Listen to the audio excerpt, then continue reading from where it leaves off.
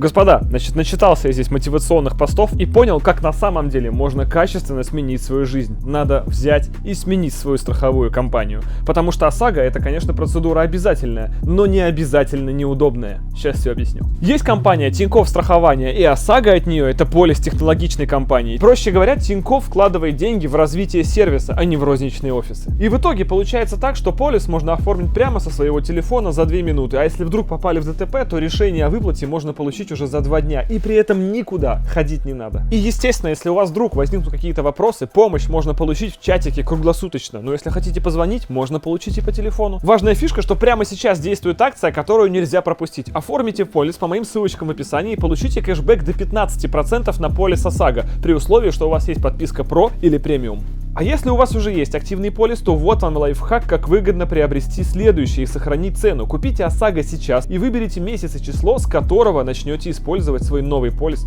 от Тинькофф. Ребята, ну я вам рассказал вам все способы для безбедной жизни, так что Тинькофф Страхование поможет сохранить вам ваши деньги прямо здесь и сейчас. Ссылочки, естественно, будут в описании. Наслаждайтесь.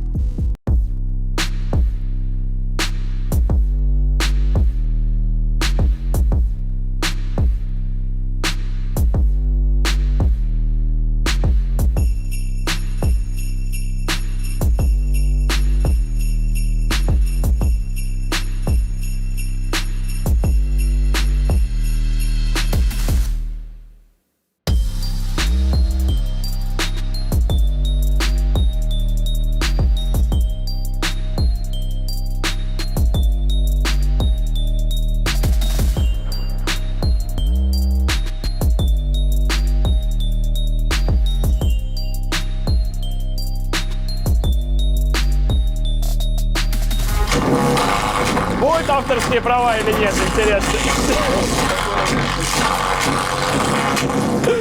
Здравствуйте, господа! Как вы поняли, у нас все в полнейшем порядке, потому что мы начинаем серию, в которой наконец-то начнется позитивная движуха, потому что начинают приезжать в изобилии те самые детали, которые нам давно были нужны. В конце прошлой серии мы с вами обсуждали, долго кудахтали на тему того, что как нам сложно и с боем досталась наша вот эта вот магнитола Audi Gamma CC, ту самую, которую мы так долго искали.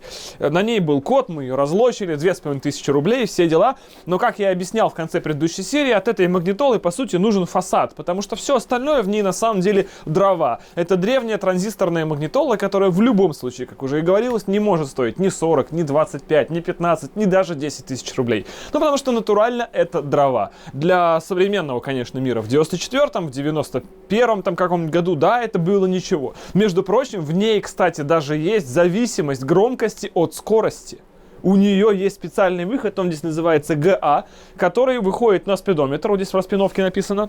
И далее вы включаете это гала, вот это вот есть опция, вы ее, по-моему, так вот как-то включаете, ну или прокручиваете туда, и у вас начинается прибавление громкости при увеличении скорости. Такая опция, которая доступна уже в современных автомобилях, это было в начале 90-х. Но в своем стоке она что вам могла дать? Кассету, которую нигде не достать, какое-то радио, какое-то звучание, ну все это было чрезвычайно плохо. Плюс это всего 2 канала и общая мощность 20 Вт. То есть по сути там по ничего на каждый динамик. Это все, что вы могли выжать с этой магнитолы. Да, понятно, что это можно было уводить на усилитель и так далее, но опять же, она двухканальная, играет только кассеты, она транзисторная и какое-то радио. То есть качество звучания здесь было днище. Как вы только что видели из этой заставки, Александр из Крю большой затейник. Он купил маленькие усилочки, он купил все необходимое, Bluetooth модуль, впаял это все сюда. И так у нас теперь можно делать... сейчас. Вот это как раз радио, а вот это вот Bluetooth. И вот теперь здесь загорелась надпись Tape, а фактически это Bluetooth с телефона, который может играть. Хотите перейти обратно на радио? Заиграло радио. Хотите снова на Bluetooth? Без проблем Bluetooth. И теперь это 4 канала по 50 Вт, потому что здесь стоят необходимые усилители. Не 50 Вт у нас, 50 Вт при 24 вольтах. А у нас тут по 30 Вт на 12 вольт, по сути, потому что усилители могут работать в разных режимах. Это хотя бы, во-первых, человеческие уже 4 канала, хотя бы по 30 Вт, и с этим уже можно дальше работать, потому что, как оказалось, возможность 4 каналов в этой магнитоле была. По железу в этой магнитоле могло быть 4 канала. Просто парочку необходимых штучек туда не впаяли на заводе. И таким образом из 4 каналов рабочими были только 2. Александр разобрался в схеме, все это нашел, впаял. В итоге теперь здесь штатно работают 4 канала. Есть перед-зад, теперь фейдер, вот эта балансировка, туда право-лево и так далее. Басы и высокие. Ну-ка, сейчас. Во.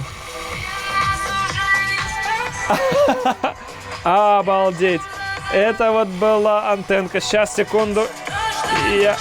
Я пытаюсь авторское право. Ну-ка, бас. Смотри.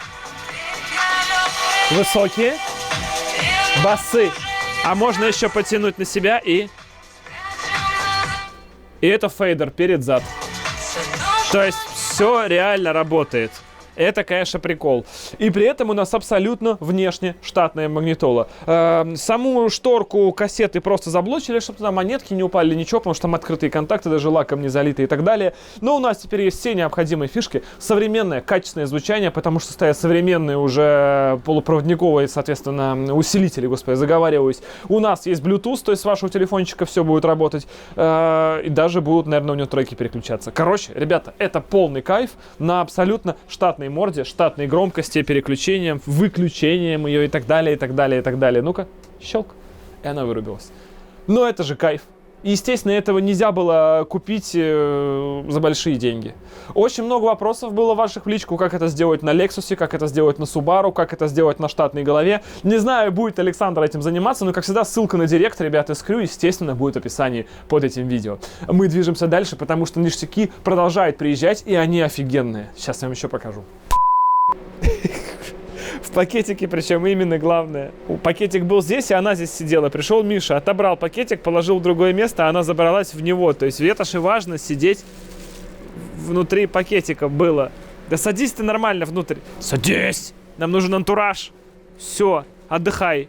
У нас пришли другие ништяки, которые очень интересны. Очень. Наконец-то пришел электронный блок управления двигателем. Причем это отечественная разработка. Производится он при этом все равно в Китае. Да, потому что корпус и платы, которые внутри, они изготавливаются в Китае. Но тем не менее, сама идея, конструктив и софт здесь отечественный. У него есть даже четкий сайт, где его можно вам посмотреть, заказать или даже купить.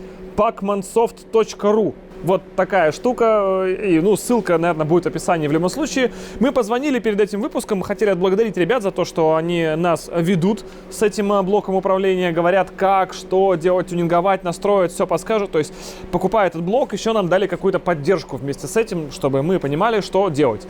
И им написали пацаны, говорят, типа, вот там в понедельник будет видос сниматься, что про вас сказать? Чувак пишет, я забухал. Ну, мы рассказали, по крайней мере, то, что хотелось. То есть, но а потом человек протрезвел, и вот сейчас, буквально 10 минут назад, прислал сообщение, в котором расписал функции этого блока. Мы, в принципе, их знали до этого, но самое главное, что, во-первых, это отечественная разработка, что он может работать с множеством протоколов, там и L-Line, и тот же CAN есть, и он может даже читаться с USB, если надо, поддерживает и все штатные функции обычных заводских машин, плюс при этом поддерживает всякие крутые тюняшки, как у модных дрифтеров, там всякие лаги, бустапы, короче, и прочее. Все это можно также настраивать. То есть может работать с широкополосными лямбдами без переходников, сразу напрямую в мозги и так далее, и так далее, и так далее, со стандартными бошевскими. С бошевскими теми же самыми дросселями может работать, с чем еще угодно еще. В общем, очень крутая штука, очень гибкая, как бы этого сказать. Причем это именно автокомпонент, то есть он произведен по автотехнологиям, поддерживает работу и в мороз минус 45, и в жару 120 градусов и так далее. То есть это не что-то спаянное дома на коленке, это именно заводское. Нам прислали кадры, прям даже где чипы там появятся и так далее.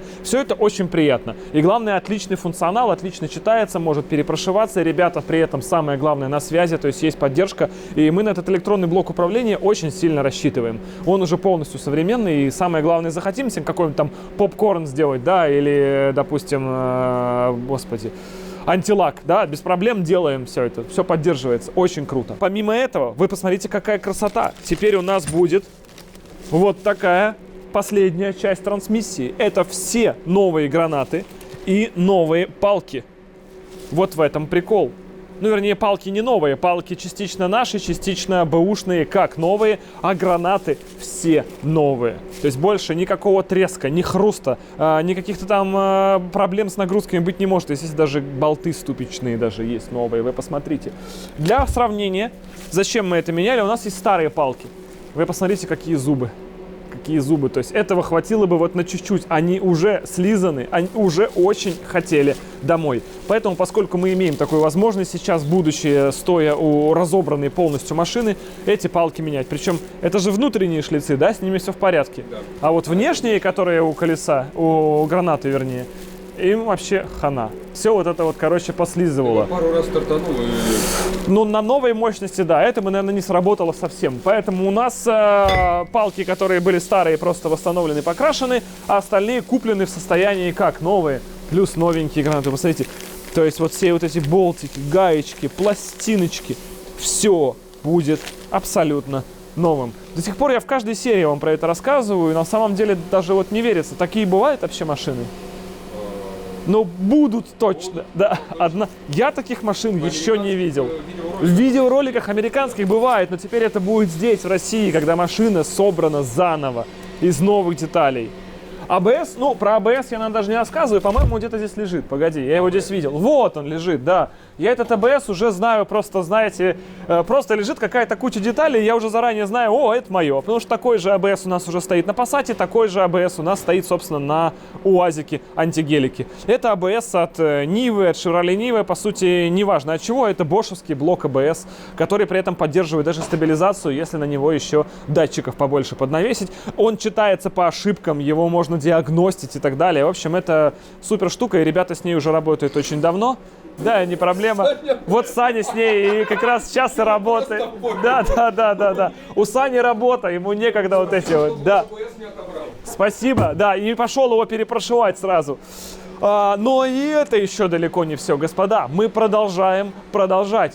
Вы помните бленду, которую мы купили в прошлый раз в видосе? Счастью нашему не было предела, пока мы не зашли в комменты. Да. Опытные специалисты сразу определили, что с блендой что-то не так. Я еще когда поворотник от нее держал в руках, я такой, типа, странный скос у него. Вроде сотка такая, вся такая гладкая, зализанная. Здесь какая-то грань, что-то странное. И в итоге ребята даже по видео определили, что бленда нам приехала от 80-ки.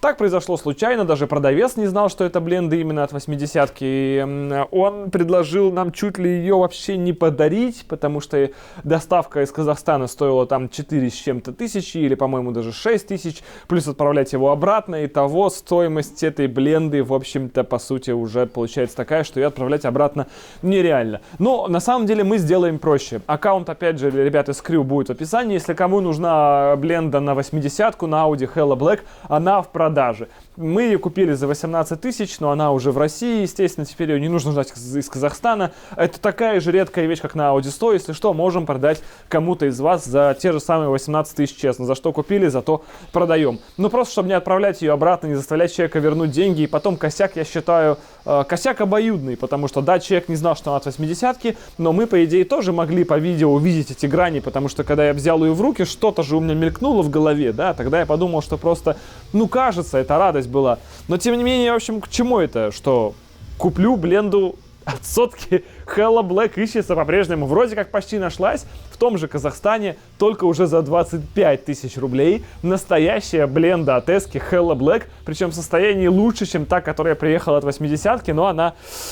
Ой, она оплачивается, она в пути, короче, бленды пока нет. Нас ждет вторая серия, в которой мы снова дико радуемся о том, что нам приехала бленда. Вот прикол, если человек, который пропустит эту серию, он посмотрит ту, потом следующую, типа, вам в каждой серии приезжает новая бленда, и вы радуетесь, да.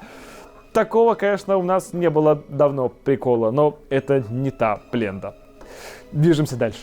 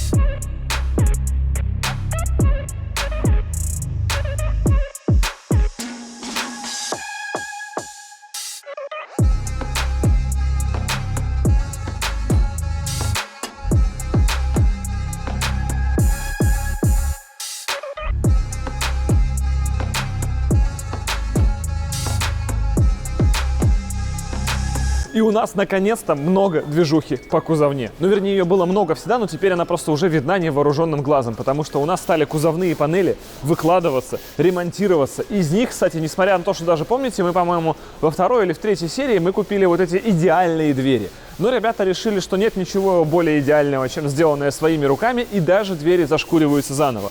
Давайте начнем с простого. Это капот. То есть, смотрите, вот у нас лежит капот. Капот не покупался новый, капот от той же машины, что и был. Просто в этой машине уже будет в конце сложно найти что-то, что осталось от этой машины. Вернее, все будет от нее, но заново сделанное. То же самое и с капотом. Из интересного, что мастера говорят, что этот капот содержит в себе очень большое количество железа и цинка. Это очень тяжелый, очень железный капот.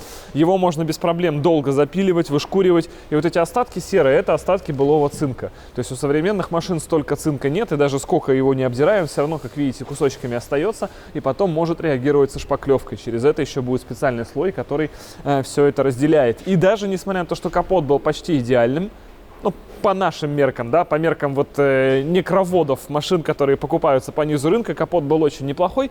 Тем не менее, его все равно пришлось офигеть как ремонтировать. Понятно, что клюв, который был с самых первых серий, вот здесь по низу гнилой. Мне, кстати, казалось, что он гнилой на вылет. Оказалось, нет. В принципе, железо столько, что его еще можно спасти.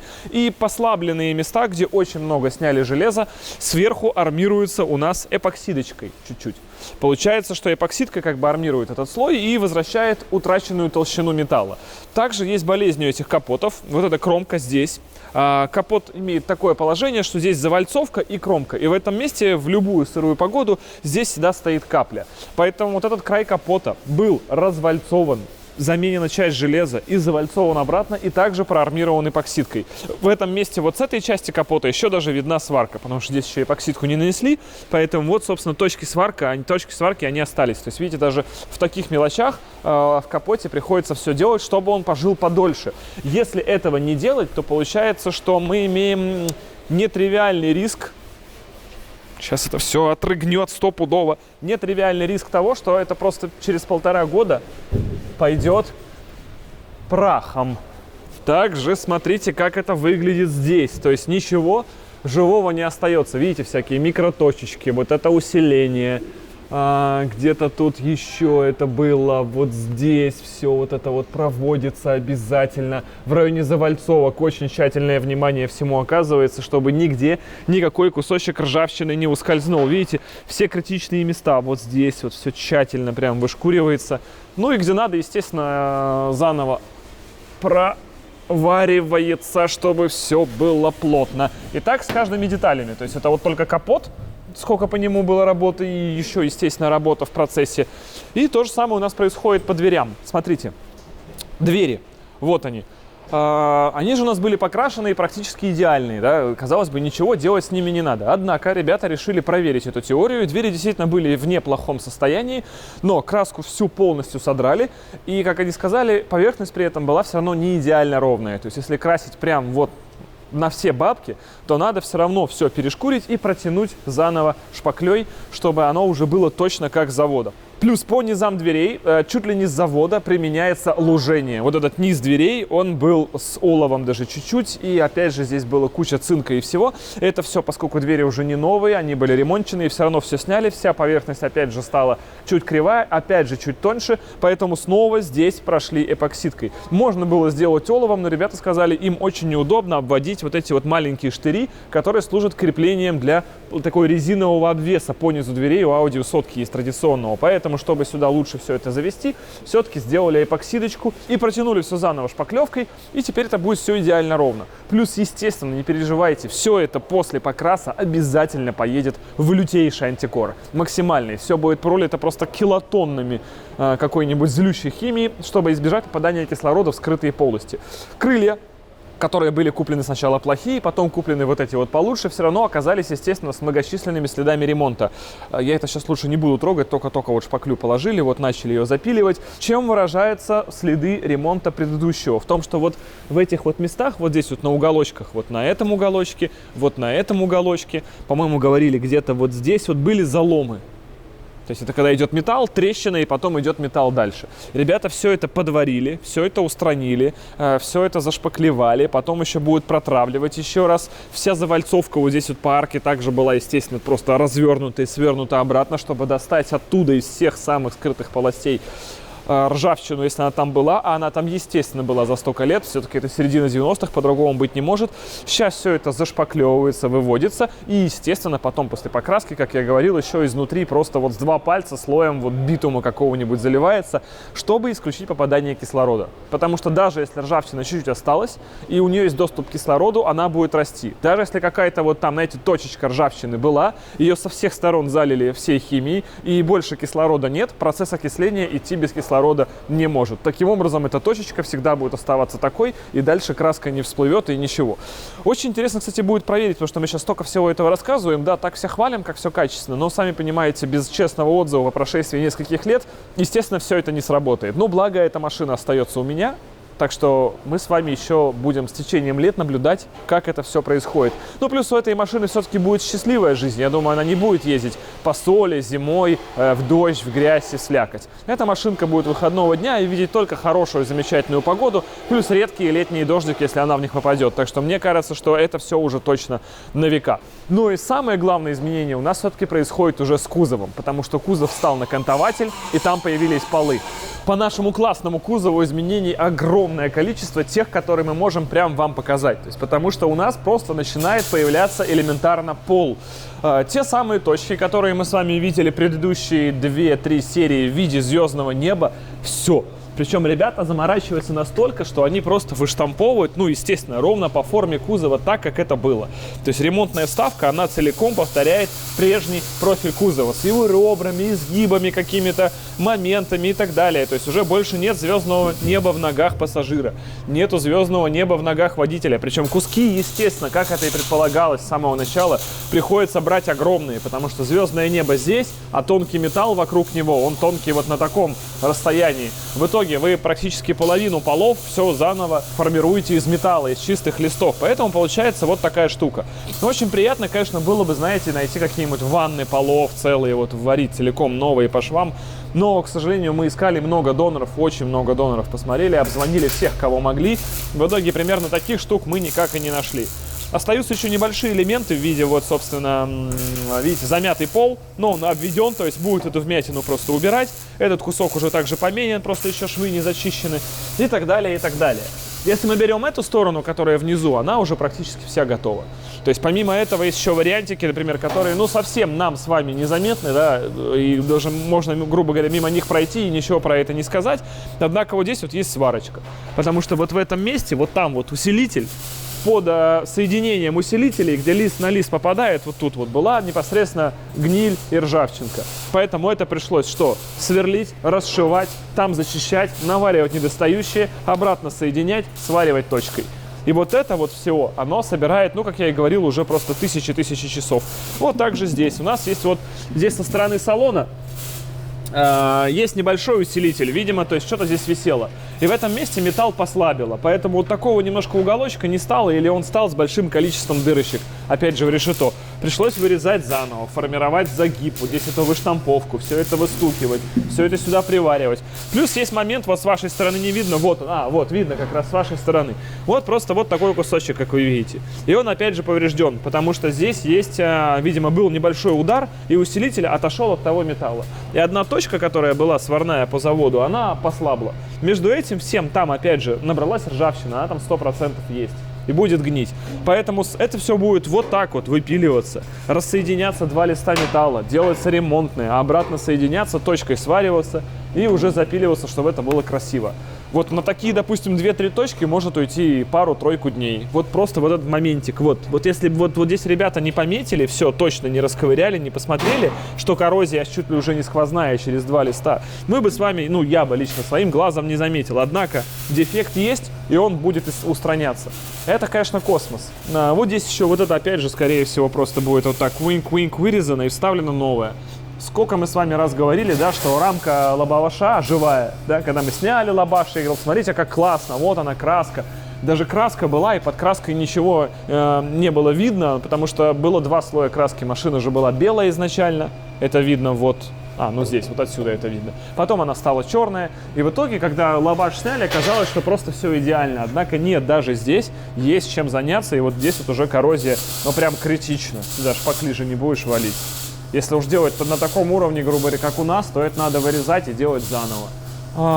Сейчас что еще покажу. Удивительно, что при этом вот рамка люка, она как была живая, так и осталась. То есть рамка люка не сгнила. Сколько я видел Audi с этими гнилыми рамками люка, но тут по каким-то необъяснимым причинам она выжила. В районе динамиков тоже, то есть из простого, да, вот место установки динамиков. Динамики, как и часто в Audi 100 бывает, они сзади стоят, пес пойми какие, вместо них, они картонные, дурацкие стоят, вместо них вставляется что-то более современное. В этом месте вот это заводской изгиб, как сюда вставить динамик, видимо, должны быть какие-то подиумы и так далее, никто не знает, поэтому все сверлят, потом ставят другие динамики, сверлят 2-3, в итоге получается вот такой надрыв по ушам. Также ребята все заварили, теперь будут все это запиливать, чтобы все это было ровно. Куча дырок каких-то левых от саморезов, там 1, 2, 3, 4, 5, 6, 7, 8. Все это также заварили и убрали, то есть этих дырок не будет. Задача привести кузов максимально в состоянии как с завода. Мы акустику сюда, конечно, тоже будем ставить нормальную, это не вопрос, но она будет ставиться в штатные места и штатного размера. Это не будет SPL проект какой-то, здесь все нормально. Автозвук в плане спорта, к сожалению, здесь будет отсутствовать. Да, у нас уже, как вы видели в начале, хорошая магнитола с хорошими усилителями, как хорошими, 30 ватт на канал, по сути, будет. Это не огромное значение, и будет ставить просто современные динамики в штатные места. Возможно, небольшой аккуратный сабик куда-то спрячем. У меня есть все идея саб спрятать на самом деле в нишу запаски. Просто маленький саб в нише запаски. Не размером со всю запаску. Нет, просто ниша запаски останется штатная, пластиковая, в нее можно будет положить сабик просто, чтобы был. Не более того.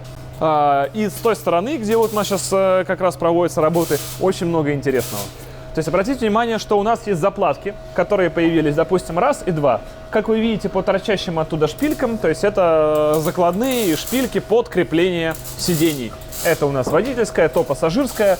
И здесь вроде был металл, не было в этом месте дыр и звездного неба. Но получилось, что это место послабленное из-за многих нагрузок. И когда в итоге все это сильно запесочилось, это можно было вот так пальцем подойти, надавить, и металл туда вдавливался. Соответственно, это место уже не выполняло свою функцию силовую. Поэтому эти места даже без дыр пришлось выпиливать, изготавливать под них ремонтную деталь, делать обратно эти шпильки, которые чтобы там стояли, и вваривать обратно. Снизу это очень хорошо видно.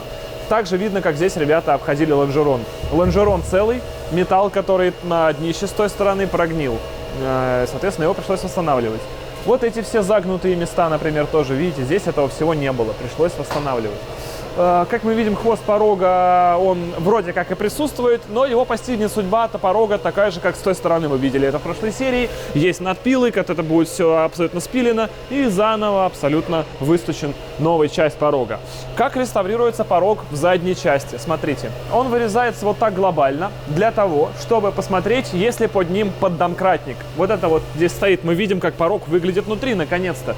Сюда вставляется домкрат, это штатное место под него, здесь такие заглушки присутствуют, пластиковые эти накладки порога, и, соответственно, присутствует усилитель, вот он отдельно стоит, при этом усилитель у нас выжил, он был, но посмотреть, что с ним, было очень интересно, тем более отсюда эта часть все равно вырезается, она будет изготавливаться заново, как видите, уже сейчас этот металл, вот он весь новый, еще горячий, уже сюда приварен. Эта часть также будет выстучена, как и с той стороны заново, это вы все прекрасно видели. А сам усилитель, он также будет, если необходимо, проварен и усилен. Но он прям реально булочка. Вот с этим усилителем делать ничего не надо. Что говорит о том, что пороги сгнили совсем недавно. Если бы эти пороги сгнили лет 5 назад, и машина бы ездила вот так вот, сюда бы давно накидала песка, какой-нибудь земли, и это все бы уже пошло прахом. Но это все еще живое и также будет восстановлено, что удивительно. Вот эти вот тоже места, где у нас сгнил пол, в том месте, где вот была, например, штатная пробка слива воды или так далее, здесь пластиковая вставляется. И ребята заново все это отчеканили, сделали ремонтную ставку, именно чтобы она была с пробкой слива. Хотя очень часто народ колхозит и просто делает ставку глухую, потому что вот это, короче, боль. Все это там выштамповывать и так далее. Но нет, идем до конца, делаем деталь ровно такая, какая она была с завода, чтобы все было прям по заводу. В этом нету, наверное, особого смысла, кроме вот творческого вот такого. Но если ребята у меня все время спрашивают и говорят, как делать, есть два варианта, я всегда ребятам говорю, делайте, как считаете нужным. Делайте, чтобы было хорошо. И как вы видите, им это очень нравится. В прошлой серии хвост порога, который мы вам показывали, который стоял отдельно, не хвост порога, господи, хвост лонжерона. Это не силовая конструкция лонжерона, потому что я уже объяснял, что подрамник крепится за эту точку и за эту точку. Все, что вы видите дальше, несет просто полы багажника. И вот теперь эти полы багажника будут под надежной защитой, потому что как это смотрится? Это смотрится просто как новый кузов, то есть соблюдено просто все. Вот здесь есть вот такая вот штука, никто не знает, зачем она. Отлично, мы сделаем ее здесь.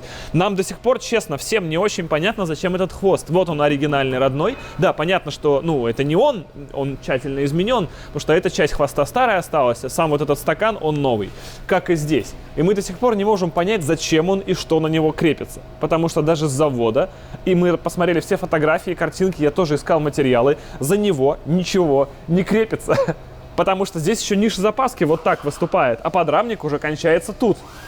И как бы все, но эта штука есть, и мы делаем ее заново. Ну, потому что, возможно, есть какой-то опциональный, я не знаю, подрамник фаркопа, который как-нибудь крепится сюда и сюда.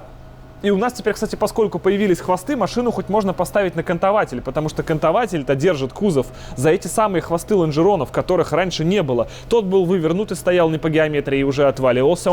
Он где-то вот только с этого места начинал прилегать к кузову, а все остальное висело в воздухе, потому что его выломало. А этот был просто сгнивший, и он был вообще не функциональный. В итоге ребята восстановили хвосты, приварили их к кузову. Это еще не окончание, потому что он просто на точках стоит, на прихватках и так далее. И уже за него можно просто теперь сделать кантователь, прикрепить его к кузову и кузов вращать.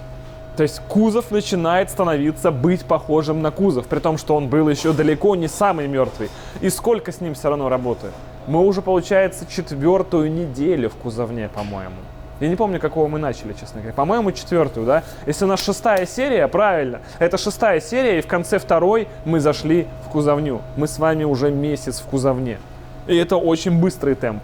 Но здесь еще как минимум неделя, может быть и больше в кузовне, и потом только начнется малярка. Это тяжело, но это очень быстро. Если я сравниваю это со своими проектами в виде «Волги» или «Чайки», которые по году стояли в кузовне, здесь за месяц сделано больше, чем в тех проектах за год. Серьезно. То есть вот сейчас я вижу, что отдача у ребят прям четкая. Они не слышат, поэтому можно их хвалить. Потому что если они услышат, что я хвалю, это все. Короче, вроде как-то вот сейчас, несмотря на то, что вот эта серия короткая, в ней не так много произошло, визуально не так много произошло, вы видите, какой объем работ совершается ежедневно. Для того, чтобы это все вот так вот ползло, и где-то с вами, ну, серии через 2 мы увидели цвет. Краску привезут сегодня и выкраски. Цвет еще не утвержден, потому что я могу посмотреть выкраски и сказать, что что-то шляпа, давайте другой. Но я очень надеюсь, что мне понравится.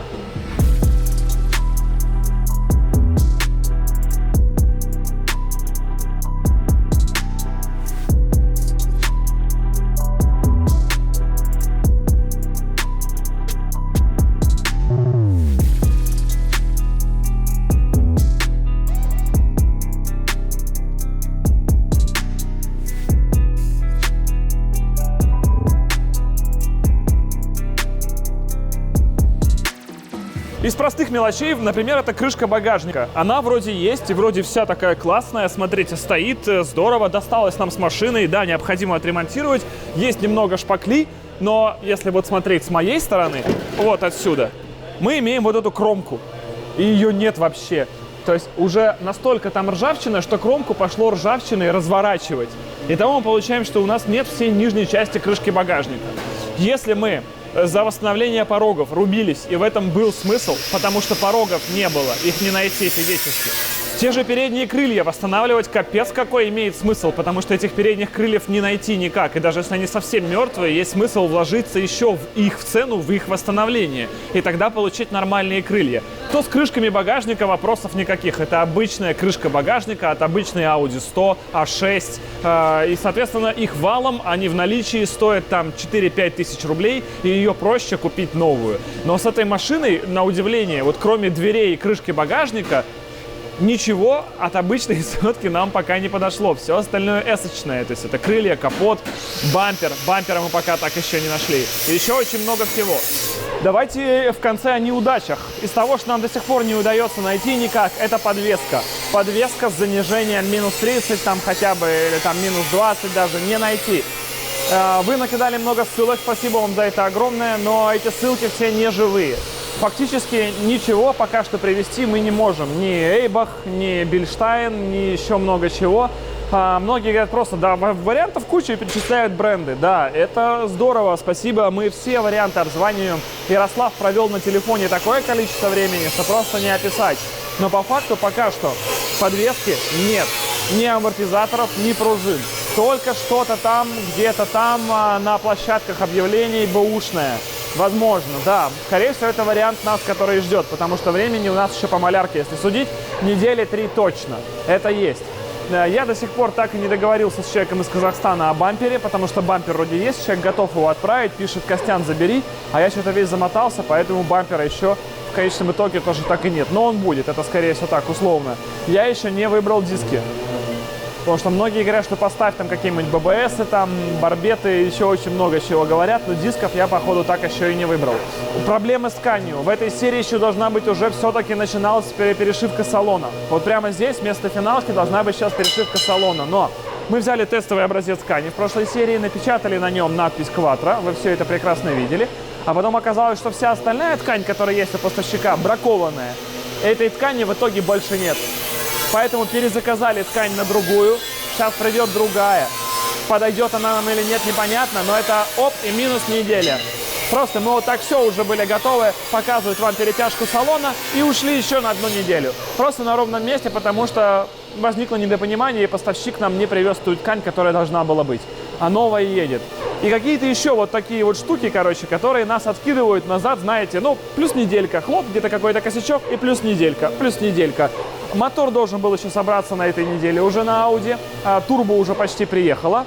Но мы отдали голову на всякий случай в опрессовку, и в голове нашлась микротрещина на Audi в АН. Поэтому голова сейчас на опрессовке, эту микротрещину вроде как уже заварили. Голова приезжает на следующей неделе, в следующем видео головка блока на АН мотор будет. И там же мы собираем мотор на Passat VR6 в следующей серии, потому что мы у него также голову сняли, и там, вы не поверите, такая же трещина в головке блока. Что у VR6, что у АН. 90-е годы, ВАГ. Отличные экспериментальные моторы, и у обоих потрескалась в итоге головка. У АН мотора трещина возникла между свечкой и клапаном, у VR6 мотора трещина, по-моему, между клапанами пошла. Вот, короче, обе головы сейчас завариваются, они находятся, по-моему, в точной механике, если не ошибаюсь, а может и ошибаюсь. И головка блока от Frontera тоже делается, она почти готова. Короче, у меня сейчас 3 головки блока одновременно в ремонте. Вы знаете, сколько сейчас стоит капитальный ремонт головки блока цилиндров? Ребята, ваши вот предположения. 90. Никита, твои? Чирик. Никита сказал 10, Владислав сказал 90, в итоге вы оба правы, 40. Итого, вот так просто на неделе, знаете, 3 головы отвез ремонт, 120 рубасов. 40 тысяч ремонт головки блока, по-моему, весь VR6 контрактный стоит 40 тысяч рублей. То есть в чем прикол? Вот реально из них только на ремонт головы ушло 40. Но при этом, несмотря ни на что, мы все равно это все сделаем. Так что движемся маленькими шажками. Спасибо вам всем еще раз огромное за помощь. Такой поддержки мы не ощущали уже очень давно, на самом деле. Вы прям все рубитесь до конца. У кого есть информация, нет. Многие пишут просто: Костян, мне очень нравится, чем я могу помочь. То есть человек даже не знает, чем помочь, но таких людей пишет много. И это на самом деле заставляет нас двигаться вперед. Так что спасибо вам всем огромное, огромные вам всем удачи и до встречи ровно через неделю, прямо практически уже здесь же. Уже начнем, наверное, с кузовни на следующей неделе сразу, чтобы понять. На основном канале, в четверг, вечерком. Все, мы не сдаемся. 6-я серия подошла, 6-я серия, ребята, до встречи в 7-й. Сколько их будет, я не представляю. В общем, огромное всем вам удачи и пока. Все. Да, дубль 2 состоялся.